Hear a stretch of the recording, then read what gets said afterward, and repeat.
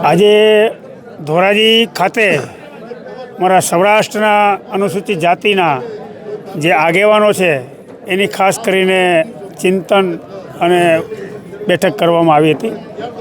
અને આ બેઠકમાં સૌરાષ્ટ્રના તમામ અમારા સમાજના આગેવાનો પોતપોતાનો વિચાર રજૂ કરેલો છે. એટલે આ ચિંતન શિબિર તો ખાસ કરીને એટલા માટે કરવામાં આવી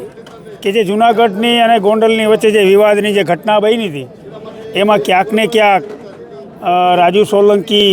પ્રેશરમાં આવીને કે લાલચમાં આવીને કે પૈસા લઈને જે સમાજને ખાડામાં ઉતારી દીધો છે અને સમાજને બદનામ કરવામાં આવ્યો છે. તે બાબતે હવે આવા બનાવો ન બને